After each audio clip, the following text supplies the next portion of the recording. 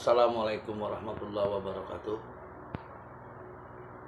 Wallazi arsala rasulahu bil huda wa dinil haq liyuzhirahu ala kulli wa kafa billahi syahida. Menindaklanjuti atau menanggapi pertemuan pada tanggal 24, 25, 26 sampai 25 di Kesultanan Banten. Yang mana di sini menjelaskan masalah nasab Ba'alawi tersebut adalah yang akan menjawab silsilah keturunan Ba'alawi itu adalah Abuya Qurtubi. Menurut saya ini sangat tidak fair sekali. Kemana para Habib-Habib Ba'alawi yang selama ini mengagung-agungkan nasab, bahkan Rizik pun bilang bahwa untuk tes DNA itu untuk mencocokkan dengan Rasulullah pernah koar-koar, namun sampai saat ini malah membelokkan fakta dan sejarah dan mengatakan Gus Fuad Pleret, Kiai Imaduddin, Syekh Tengku Muda itu adalah pembegal nasab yang mengklaim, padahal mereka saya tidak pernah melihat mengklaim nasab mereka, dan mereka tidak terlalu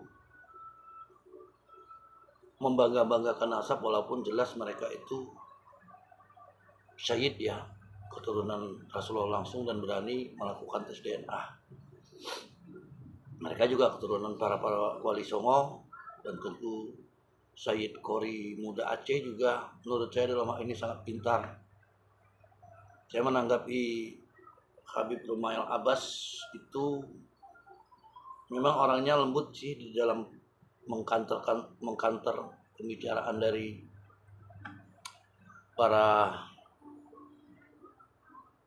kiai, Gus Fuad Pleret, Kiai Imaduddin yang mengkanter mengatakan bahwa apa yang beliau katakan adalah Habaib Rumail berkata tersambungnya Bani Ba'alawi ke Rasulullah. Dalam hal ini saya sangat tidak percaya sama sekali, karena saya ada selentingan kabar bahwa Gus Rumail ini adalah Habib Rumail Abbas Abu Bakar As-Segaf. Jadi jelas beliau adalah keturunan Habib juga yang selalu membela-bela klan mereka, klannya itu klan Ba'alawi.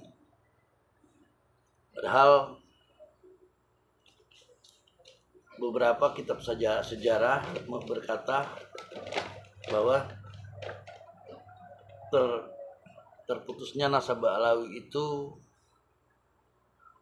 diterangkan dalam beberapa kitab, diantaranya satu kitab Ibnu Toba yang berjudul bukunya Muntakila atau Libya, yang wafat pada 470 Hijriah abad kelima, yang tidak pernah berkata bahwa Ubadillah atau Abdullah adalah keturunan dari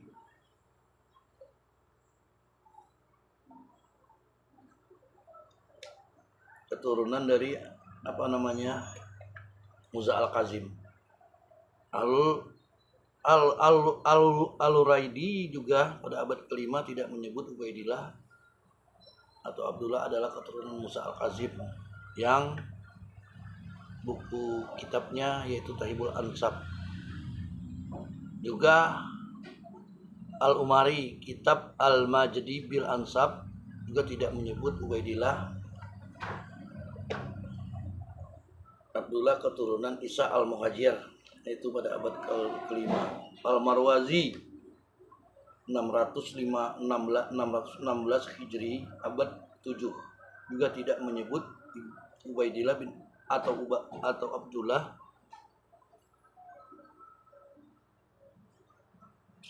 keturunan langsung dari Imam Musa Al-Muhajir. Imam Ar-Razi juga kitab 666 abad ke-7 As-Sajaratu Al-Mubarakah juga tidak menyebut Abdullah maupun Ubaidillah keturunan Isa al-Muhajir. 6. Ibnu Toktok kitab Al-Salibil Ansab Tuwalibi juga tidak menyebut Ubaidillah atau Abdullah itu keturunan Isa al-Muhajir. 7. Ibnu Abah kitab Umdatul Tolibi juga tidak menyebut Abdullah atau Ubaidillah itu keturunan dari Isa al-Muhajir. Aminuddin Anjabi abad ke-10 Barul Ansab tidak menyebut Abdullah atau Ubaidillah. Jadi termasuk juga ulama dari Jordania yang kemarin bercerita tentang menungkatnya nasab Alawi. Seharusnya selaku para habaib di Indonesia ini harus tahu diri, harus memahami bahwa budaya Nusantara ini boleh dikatakan sudah ada Islam sebelum kedatangan para habaib yang dibawa oleh Panderbur atau Snokhogelnya yang pada masa itu yang mengangkat Utsman bin Yahya sebagai mufti Batavia, yang bercerita tentang geger Banten itu adalah huror, perbuatan yang bukan perjuangan. Padahal pada saat itu Indonesia sedang berjuang mempertahankan wilayah, berjuang untuk kemerdekaan Nusantara ini. Sementara keturunan dari Bani Alawi ini tidak ada yang mencari,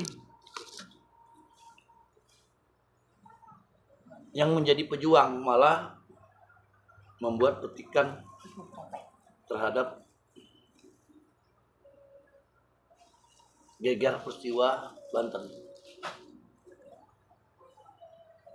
Perlu kita ketahui bahwa puncak dari sebuah ilmu itu adalah adab. Rasulullah dalam menyebarkan Islam juga beradab, walaupun dia diperangi oleh kaum Quraisy pada waktu itu. Bukan seperti yang sekarang ini kita lihat. Yang ketua Rabito Al-Alawiyahnya malah ngeledek dengan gula 1 kilo. Padahal tahu hidup dari mana. Ada lagi yang cuma jualan air, hisib air yang sudah didoakan. Beruntung di Indonesia ini Anda mengaku keturunan dari Rasulullah, sehingga para muhibbin sangat percaya. Namun kenyataannya engkau sudah membelokkan agama dengan membuat kuburan-kuburan palsu, dengan membuat cerita-cerita playing victim yang tidak cerita-cerita yang halu sifatnya. Imam pakai Al-Muqaddam 70 kali dalam sehari bertemu Allah, sedangkan Rasulullah sendiri diceritakan cuma sekali dalam Isra dan Mi'rajnya, dalam perjalanan dari Masjidil Aqsa ke Masjidil Haram, dari Masjidil Haram ke Masjidil Aqsa, lalu naik langit, mungkin mengendarai buraq waktu itu, dan itu tidak bertemu berhadapan langsung dengan Allah dan tidak bisa melihat wajah Allah. Kok hebat-hebatnya pakai Al-Muqaddam 70 kali.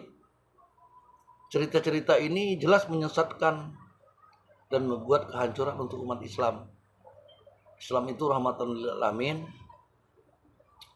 Orang-orangnya percaya. Namun sesungguhnya ada satu cerita dari karya orang Arab lah. Namun orang Arab ini yang saya sangat kagumi. Ceritanya di Irak mungkin ya. Kisah Sayyid Imam Abu Nawas. Suatu kebenaran, suatu yang benar pasti tidak akan terbantahkan. Dan yang tidak terbantahkan itu adalah kebenaran. Dan kebenaran itu adalah milik yang maha benar. Maha benar itu ialah Allah. Nah, jadi itu perlu kita pikirkan kepada perampok-perampok nasab yang mengagung-agungkan tidak ada lain tujuannya untuk cuan. Dan mereka ini terstruktur masif, sistematis dan masif. Bila lama-kelamaan kita biarkan ini, maka rusaklah akidah kita sebagai umat muslim. Dirusak oleh kaum Bani Ba'alawi ini, jujur. Bani Ba'alawi ini perusak dalam hal agama dan akidah. salah satu kuburnya Habib itu yang cuman tukang apa katanya, yang tidak beragama segala, saat disiksa oleh malaikat dia marah katanya kan, kau lagi mengganggu zikirku. Cerita-cerita halu ini tidak ada lain tidak bukan buat memberi sugesti kepada agar percaya para muhibin ini. Bila perlu jual hartanya, jual sawahnya demi sorga. Sungguh kita ini nauzubillah min zalik menurut saya, karena jajahan kita ini adalah jajahan Belanda. Sampai saat ini kita masih selalu saja bila melihat mereka berjenggot, berjubah dan sepertinya orang Arab, maka kita percaya dia keturunan Nabi. Padahal apa? Jangan-jangan keturunan Abu Lahab. Kalau keturunan Abu Lahab itu perusak agama. Bahkan baru-baru ini mereka itu terdeteksi sebagai Yahudi Ashkenazi. Demikianlah yang kami sampaikan. Apabila ada kata-kata kesalahan, Al-Fakir mohon maaf, mohon maklum. Ilmu agama belum begitu banyak didapat. Namun ingin menerangkan sedikit banyaknya kepada para halayak ramai agar tidak terlalu mengagung-agungkan para habaib itu yang saat ini jelas nasabnya sudah rungkat, tidak tertulis 5 abad 500 tahun.